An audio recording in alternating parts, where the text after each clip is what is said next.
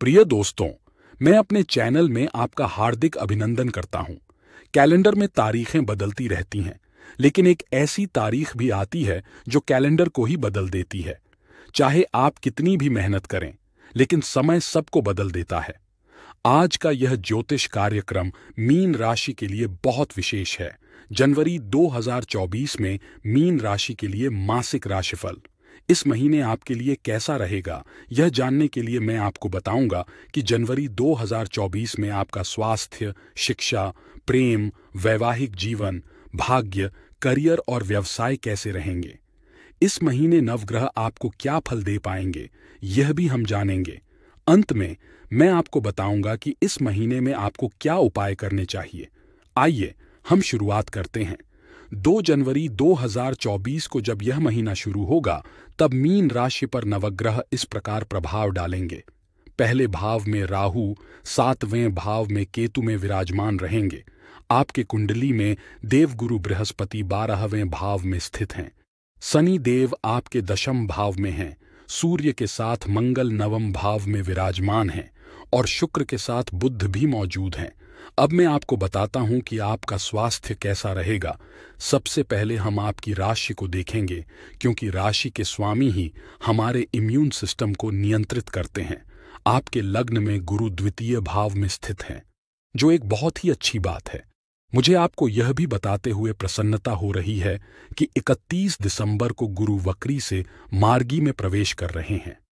जब गुरु वक्री से मार्गी हो रहे हैं, इसका मतलब है कि अगर आपको कोई संक्रमण, एलर्जी या पाचन संबंधी समस्याएं थीं, या आपके लिवर के कार्य में कोई समस्या थी, तो गुरु के मार्गी होने के बाद आपको इन समस्याओं में सुधार दिखाई देगा। क्योंकि गुरु अपने मित्र के घर में मार्गी हो चुके हैं, इसलिए जो राजनीतिक परेशानियां आपको हो रही थीं, वे कम हो जाएंगी। कुछ आलोचकों का मानना है कि यहाँ की प्रतिरक्षा प्रणाली बहुत अच्छी है, इसलिए स्वास्थ्य संबंधी कोई समस्या नहीं है। गुरु, सूर्य और मंगल तीनों की स्थिति अच्छी है। आपके विद्यार्थियों की पढ़ाई पर इसका अच्छा प्रभाव पड़ेगा। जनवरी 2024 में 5वां भाव पढ़ाई का होगा और चंद्रमा 5वें भाग में होगा। चंद्रमा हर 2.25 दिन में परिवर्तन करता है, इसलिए हम देखेंगे कि बुध, सूर्य और गुरु कैसे हैं। 8 जनवरी को बुध त्रिकोण में जाएगा और 14 जनवरी से सूर्य 5वें भाव में होगा। आपकी पढ़ाई काफी अच्छी दिख रही है। आप अपनी पढ़ाई में बड़े फैसले ले सकते हैं, क्योंकि सूर्य 5वें भाव में स्थित है। यह सूर्य आपके शिक्षा भाव को प्रभावित कर रहा है, इसलिए आप अपने अध्ययन में खास तरह से चमक सकते हैं। मीन राशि के लोग इस समय शिक्षा के मामले में बेहतर स्थिति में हैं, क्योंकि यहाँ सूर्य, बुध, शुक्र, गुरु अच्छी स्थिति में हैं। हाँ, शनि की 7.5 चल रही है, इसलिए शनिवार को घर पर रहते हुए अपनी बोली पर कुछ नियंत्रण रखें। अगर कोई आपको कुछ कहता है तो उसे अनदेखा कर दें। यदि आप एक विद्यार्थी हैं, तो आपको अपनी पढ़ाई और परीक्षाओं पर ध्यान केंद्रित करना चाहिए। प्रेम संबंधों का आनंद लें, लेकिन उन्हें अपनी प्राथमिकताओं से ऊपर न रखें। प्रेम में गहराई और गंभीरता ठीक है, लेकिन उसे आपकी पढ़ाई और करियर से जोड़कर न देखें। मीन राशि के लोग प्रेम संबंधों में गंभीर और समर्पित हो सकते हैं, लेकिन साथ ही वे अपने जीवन के अन्य पहलुओं को नजरअंदाज नहीं कर सकते। संतुलन बनाए रखना महत्वपूर्ण है। अपने प्रेम संबंध में कभी कभी समस्याएं भी आती हैं, इसी कारण से आपको भी कुछ समस्याओं का सामना करना पड़ता है। प्रेम संबंध में मैं यह कहूंगा कि यह महीना ऐसा है जहां जब हम सूर्य को 5वें भाव में देखते हैं, तो सामने वाला थोड़ा बहुत अग्रसर हो सकता है। ऐसा हो सकता है कि सामने वाला कहीं न कहीं आपके लिए गंभीर रहेगा, थोड़ा आक्रामक रहेगा। उनके मन में प्रेम, प्यार काफी अच्छा रहेगा, क्योंकि यहाँ गुरु मार्गी हो जाएंगे। तो एक अच्छा फीलिंग, एक अच्छा वाइब और एक अच्छी समझ मीन राशि के प्रेम संबंध में दिख रही है। हाँ, चूंकि शनि की 7.5 चल रही है, इसलिए थोड़ा बहुत तनाव रहेगा। कुछ चीजों को लेकर थोड़ा तनाव हो सकता है, लेकिन कुल मिलाकर यह अच्छा समय है प्रेम संबंधों के लिए। वैवाहिक जीवन में परेशानियां और मनमुटाव होना स्वाभाविक है। मैरिड लाइफ को सुखद बनाने के लिए दोनों पार्टनर्स को एक दूसरे का सम्मान करते हुए प्रेम और सहिष्णुता से आगे बढ़ना चाहिए। शब्दों का चयन और बोलचाल का तरीका बेहद महत्वपूर्ण है। एक दूसरे की भावनाओं का ध्यान रखते हुए सकारात्मक और प्रेमपूर्ण शब्दों का प्रयोग करना चाहिए। इससे वैवाहिक जीवन सुखमय और स्नेहपूर्ण बना रहेगा। आपके जीवन साथी के करियर में उनके भाग्य में वृद्धि और सफलता देखने को मिलेगी, क्योंकि 8 जनवरी के बाद 7वें भाव में मंगल की स्थिति सुखद है। विवाह जीवन में सबसे महत्वपूर्ण विषय भाग्य और व्यवसाय की स्थिति है। मित्रों, भाग्य स्थान का स्वामी कौन होता है? आपके भाग्य स्थान के स्वामी मंगल और करियर के कारक ग्रह होते हैं। मंगल 9वें भाव में स्थित है, जो भाग्य के लिए सुखद है। मैं समझा रहा हूं कि भाग्य का सुख मिलेगा। नवमेश मंगल 10th हाउस में बैठा हुआ था। वह 4th की तरफ देख रहा था। अगर आप सीधे और ठीक देखते हैं तो भाग्य का सुख नहीं मिलेगा।